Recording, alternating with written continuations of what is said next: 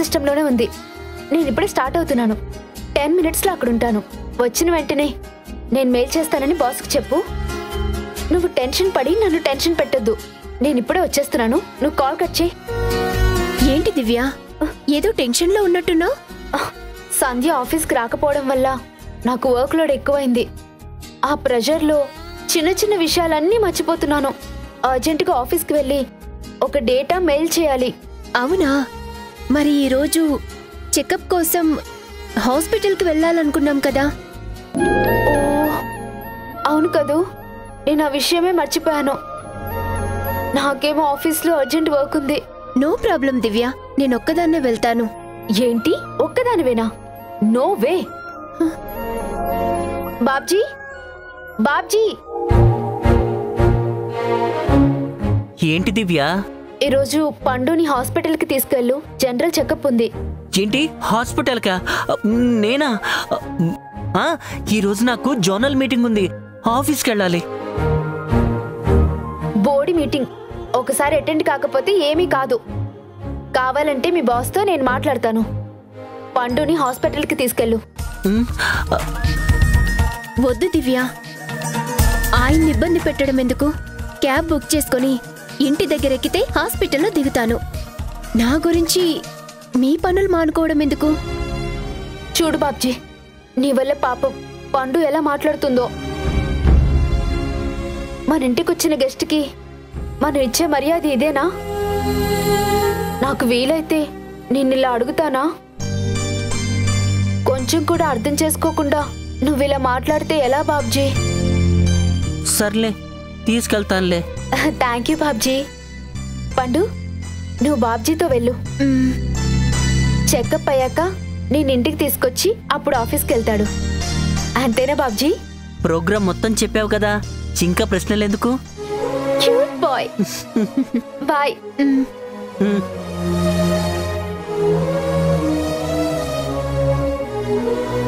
బాబ్జీ, నువ్వు ఆఫీస్కి వెళ్ళు. నేనొక్కదాన్నే వెళ్తానులే. దివ్య అడిగితే నువ్వే హాస్పిటల్కి తీసుకెళ్ళావు అని చెప్తాను. వద్దు, దివ్య అడిగిన తర్వాత చెయ్యకుండా ఉండలేను. నేను రెడీ అయి వస్తాను, నువ్వు వెయిట్ చేయి.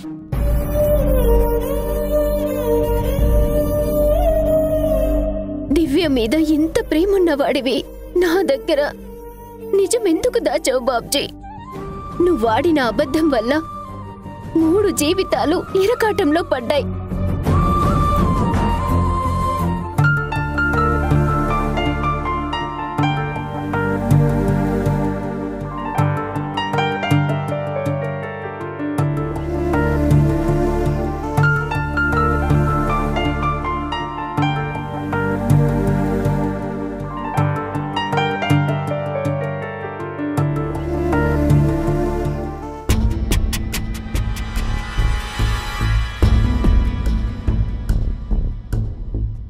సంధ్య,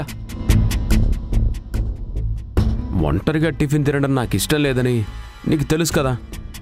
నా కంపెనీ ఇవ్వు, నాతో పాటు కలిసి టిఫిన్ చెయ్యి అని చెప్పలేను, ఫోర్స్ కూడా చేయలేను. నేను మాత్రం తినడం మానేస్తానంతే. ఆ తర్వాత ఆకాష్ అడిగితే నువ్వేదో ఒకటి చెప్పుకోవాల్సి వస్తుంది.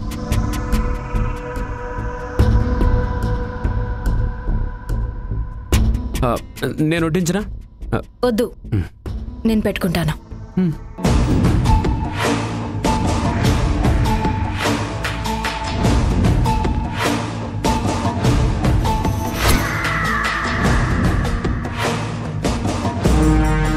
సంధ్య, మనసు కోతి లాంటిది, అస్సలు కంట్రోల్లో ఉండదని అంటారు. ఎప్పుడైనా విన్నావా? ఏంటి అలా చూస్తున్నావు? ఓ, టిఫిన్ తినడానికి కూర్చోబెట్టి టార్చర్ పెడుతున్నాడు అనుకుంటున్నావా?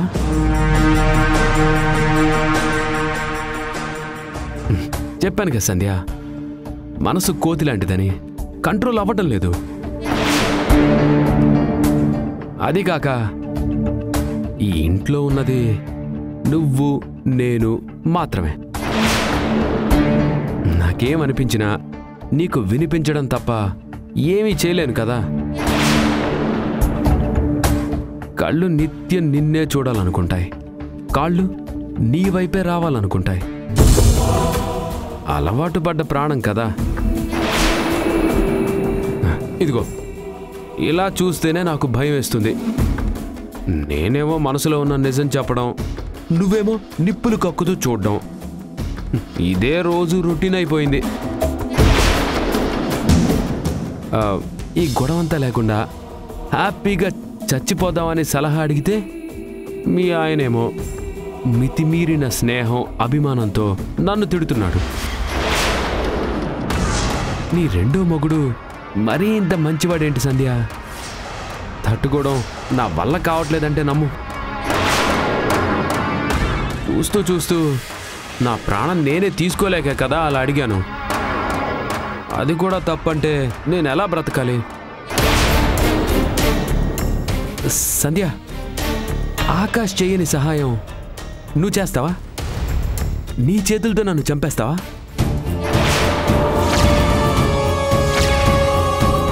చూపులతో చంపే వరం ఉంటే నేను చచ్చి చాలా రోజులు అయిపోయేది. అయినా నువ్వేంటి సంధ్య, మర్డర్ చేయడం ఏదో పాపం అయినట్టు అలా చూస్తున్నావు? నిజం చెప్పాలంటే ఇది మర్డర్ కాదు, మెర్సీ కిల్లింగ్. జాలితో జాలిగా చంపడం అన్నమాట. ప్లీజ్ సంధ్య, నా కోసం నీ కోసం ఈ ఒక్క పని చేసి పెట్టు.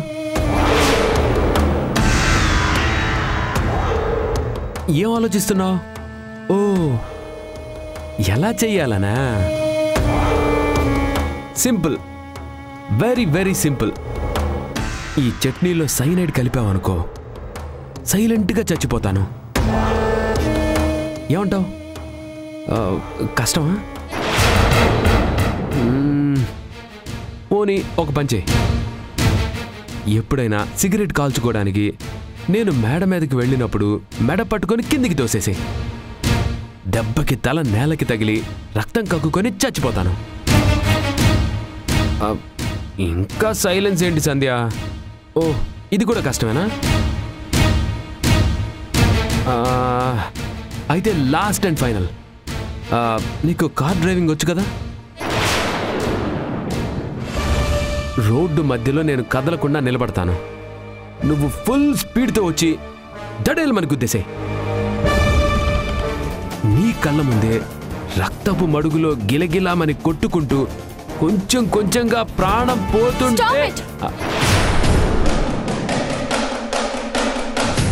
ఎందుకు సంధ్య అరుస్తున్నావు?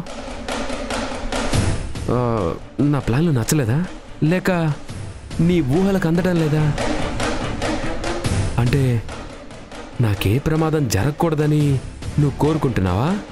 చావు దేనికి పరిష్కారం కాదు, ఏ సమస్యకి సమాధానం కాదు అని చెప్పాలనుకుంటున్నాను. నాకు తెలుసులే సంధ్య, నీ మనసులో ఏదో ఒక మూల నా మీద ప్రేమ మిగిలే ఉంది. అందుకే నువ్వు ఇలా మాట్లాడుతున్నావు కదా? లేదు. కాదు, ఉంది. లేదు లేదు లేదు. ఓకే, నీ మనసులో నా మీద ఎలాంటి ప్రేమ లేకపోతే ఎందుకు చావు గురించి చెప్తే కోపడుతున్నావు? చెప్పు సంధ్య, సూటిగా నా కళ్ళల్లోకి చూసి నిజం చెప్పు. నన్ను నీ మనసులో నుంచి పూర్తిగా తుడిచేయలేకపోతున్నావు కదా? చెప్పు.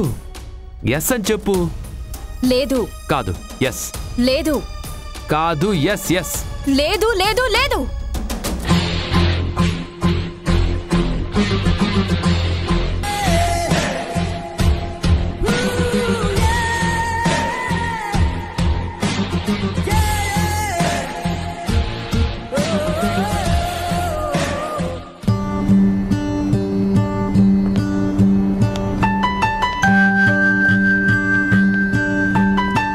అంతా బాగానే ఉందండి, మీరు ఇక ఇంటికి వెళ్ళిపోవచ్చు. నిజంగానా డాక్టర్? అవునండి, ఇందులో అబద్ధం ఏముంటుంది? Thanks doctor. థ్యాంక్స్ చెప్పడం కాదు, రెగ్యులర్గా మెడిసిన్స్ వాడండి. 15 రోజులకు ఒకసారి చెకప్కి రండి. తప్పకుండా డాక్టర్. నేను మర్చిపోయినా మా సంధ్య ఆకాష్ వదిలిపెడతారా? అమ్మా, వంటల్లో ఉప్పు కారం తగ్గించండి.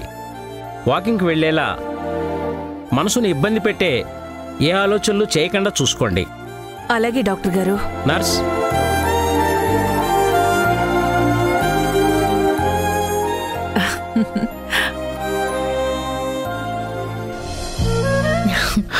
నానా అమ్మా సంధ్య, ఇప్పుడే డాక్టర్ గారు వచ్చారమ్మా. నేను డిశ్చార్జ్ అయిపోవచ్చని చెప్పారు. అవునా? అవునమ్మా, మేమింటికెళ్ళిపోతే సూర్య కూడా ఇంటికొచ్చేస్తాడు.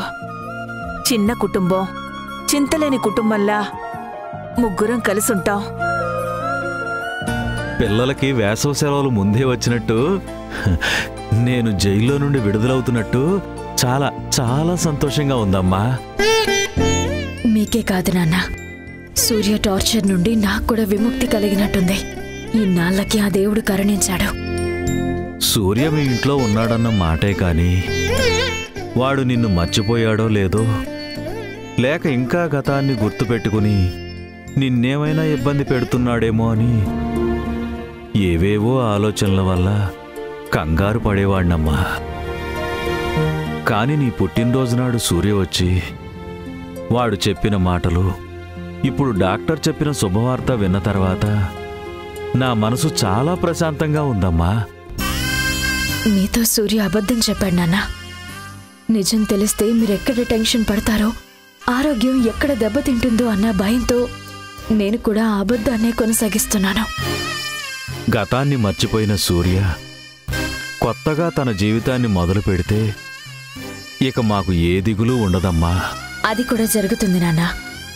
ఇన్ని రోజులు సూర్య మాతో ఉన్నాడు, ఇక మీదట మీతో ఉండబోతున్నాడు. కాబట్టి మీరు కోరుకున్నట్టే మారతాడు.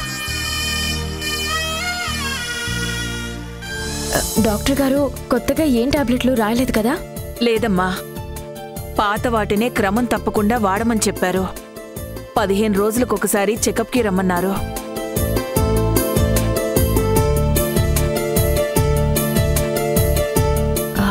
అమ్మా, ఈ టాబ్లెట్స్ నీ దగ్గర ఉంచు. నేను ఆకాష్కి చెప్పి డిశ్చార్జ్కి కావాల్సిన ఏర్పాట్లు చేయించమంటాను. అలాగేనమ్మా. సరేనన్నా, నేను బయలుదేరుతాను. ఉంటానమ్మా.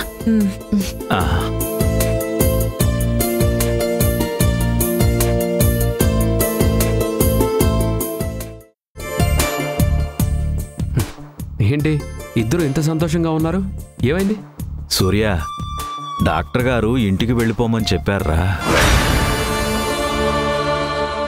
నువ్వు కూడా ఆకాష్ ఇంటి నుండి లగేజ్ తీసుకుని మన ఇంటికి వచ్చేసేయి.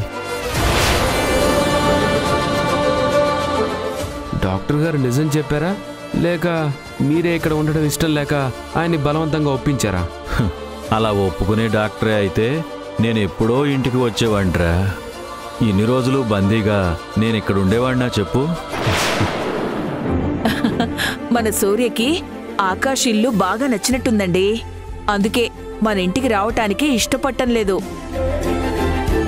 చచ, సూర్య అలా ఎందుకు అనుకుంటాడు? ఆ భార్యాభర్తల మధ్య ఉండడానికి తనకు కూడా ఇబ్బందిగానే ఉంటుందని చెప్పాడు కదా. యారా సూర్య, అంతేగా? అవునన్నా. నేను ఎప్పుడు డిశ్చార్జ్ అవుతానో అని మనతో పాటు వాడు కూడా ఎదురు చూస్తున్నాడు లక్ష్మి. ఇప్పటికి మన ఎదురు చూపులకి సమాధానం దొరికింది. ఆలస్యం చేయకుండా ఇంటికెళ్ళిపోవాలి, కొత్త జీవితాన్ని మొదలు పెట్టాలి.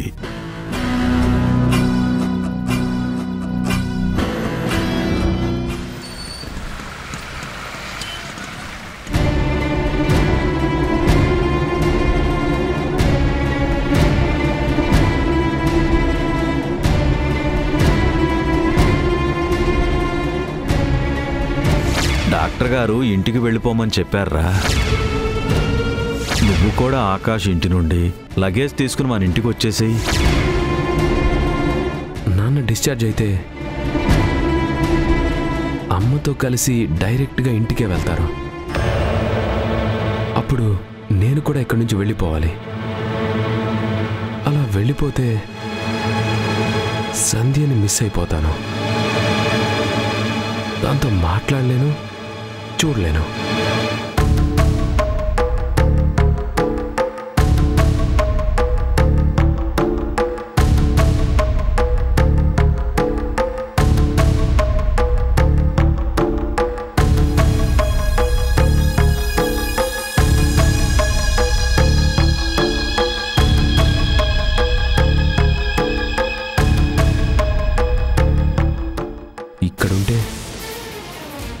ఆకాష్ దగ్గర మాత్రమే మంచివాళ్ళ నటించాలి.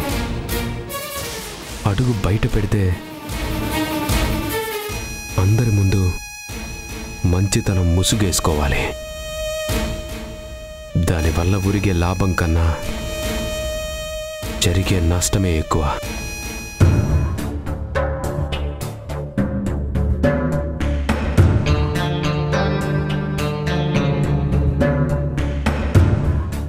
నాన్న డిశ్చార్జ్ని ఆపలేను. ఇంటికొస్తే ఇక్కడ ఉండలేను. ఇప్పుడేం చేయాలి? సంధ్యకి దూరం కాకుండా ఏం ప్లాన్ చేయాలి?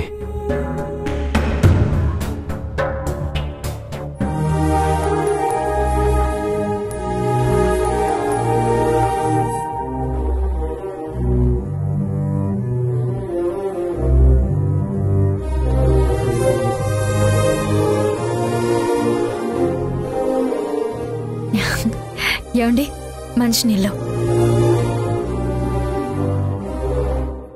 ఏంటి మేడం, చాలా హ్యాపీగా కనిపిస్తున్నారు? అవునండి, మీకు గుడ్ న్యూస్ చెప్పాలి.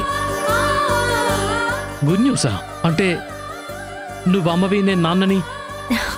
ఛ, ఊరుకోండి. గుడ్ న్యూస్ అంటే అది ఒక్కటేనా? మరి అంతకు మించి ఏముంటుంది సంధ్య? ఈరోజు హాస్పిటల్కు వెళ్ళి నాన్నని కలిసొచ్చాను. రేపే డిశ్చార్జ్ చేస్తామని డాక్టర్ చెప్పారంట. ఓ అదా? అదేంటండి అలా అంటున్నారు? అంటే మీకు కూడా తెలుసా? తెలియడం ఏంటి సంధ్య? ఆల్రెడీ డిశ్చార్జ్ కావాల్సిన ఏర్పాట్లన్నీ పూర్తి చేసే వచ్చాను. థ్యాంక్స్ ఆకాష్. నా స్థానంలో ఉండి మా అమ్మ నాన్న నువ్వు నాకన్నా ప్రేమగా కేరింగ్గా చూసుకుంటున్నావు. మనం బెస్ట్ ఫ్రెండ్స్ సూర్య. మన మధ్య నీ నా అన్న భేదాలు ఎప్పటికీ ఉండకూడదు.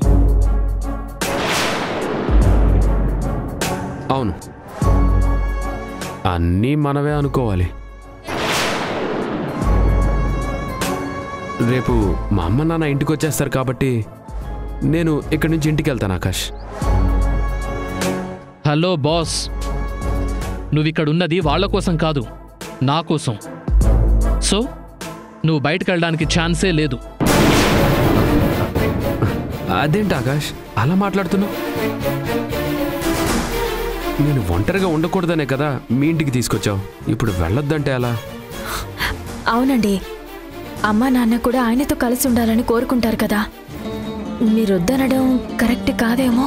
సంధ్య, నేనేం మాట్లాడినా దాని వెనక ఒక తెలివైన ఆలోచన, బలమైన కారణం ఉంటుందని మర్చిపోయావా? అంకుల్ ఆంటీ హాస్పిటల్ నుంచి వెళ్ళేది ఇంటికి కాదు, తీర్థయాత్రలకి. ఏంటి, తీర్థయాత్రలా? అవును సంధ్య, నేనే టికెట్స్ బుక్ చేశాను. అమ్మ నాన్న దీని గురించి నాతో ఏం మాట్లాడలేదే. నీకేమైనా చెప్పారా సంధ్య? లేదు. అయినా మీరేంటండి, ఒక్క మాట కూడా చెప్పకుండా టికెట్స్ ఎలా బుక్ చేస్తారు? హాస్పిటల్ నుండి ఇంటికొచ్చి కొన్ని రోజులు కూడా రెస్ట్ తీసుకోకుండా ఈ ప్రయాణాలు అవసరమా? అంటే అంకుల్ ఆంటీ బాగా ఫోర్స్ చేశారు, అందుకే కాదనలేకపోయాను. వాళ్ళిద్దరికీ అంటే ఆరోగ్యం మీద ఎప్పుడూ శ్రద్ధ ఉండదు. వాళ్ళకి మీరు కూడా తోడయ్యారా? పోలే సంధ్య, ఈ వయసులో వెళ్ళకపోతే ఏ వయసులో వెళ్తారు? నాన్నకి నీరసం తగ్గింది, హెల్దీగానే ఉన్నారు. ఎగ్జాక్ట్లీ సూర్య, అంకుల్ని చూసిన తర్వాత నేను కూడా నీలాగే ఫీల్ అయ్యాను. ఆకాష్, నేను కూడా హెల్దీగానే ఉన్నాను. మైండ్ కూడా చాలా ఫ్రీ అయింది కాబట్టి ఇంటికి వెళ్ళిపోతాను. అక్కడెవరూ ఉండరని చెప్తున్నాను కదా సూర్య. పర్లేదు ఆకాష్, ఒక్కడనే ఉంటాను. ఎలాగో వెళ్ళాలని డిసైడ్ అయ్యాను కదా, ఇంకా ఆగటం ఎందుకు? ఆగాలి. నా కోసం నువ్వు ఇక్కడే ఉండాలి. ఇది నా ఆర్డర్ అనుకో, రిక్వెస్ట్ అనుకో. నేను నీకు పర్మిషన్ ఇచ్చే వరకు నువ్వు అడుగు బయట పెట్టడానికి వీల్లేదు. ఆకాష్, అది కాదు. అరే, నువ్వింకేం మాట్లాడుకు. నేను ఒక్కసారి డిసైడ్ అయితే ఎవరి డెసిషన్లు వినను. సంధ్య, నేను ఫ్రెష్ అప్ అయి వస్తాను. నాకు సూర్యకి డిన్నర్ వడ్డించు. సరేనండి.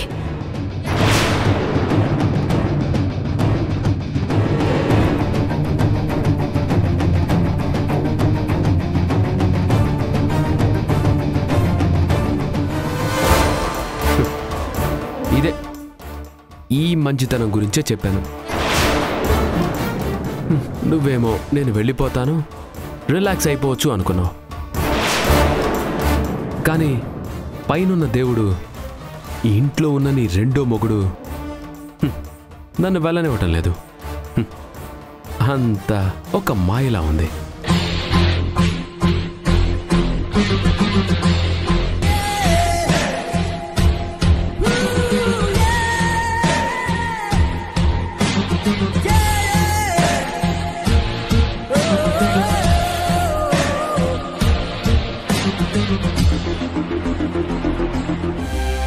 అసలు మీకు ఆలోచన ఏం లేకుండా తీర్థయాత్రలకు వెళ్ళడం అవసరమా? అమ్మా సంధ్య, మేము మా కోసం వెళ్ళడం లేదు, సూర్య కోసం వెళ్తున్నాం.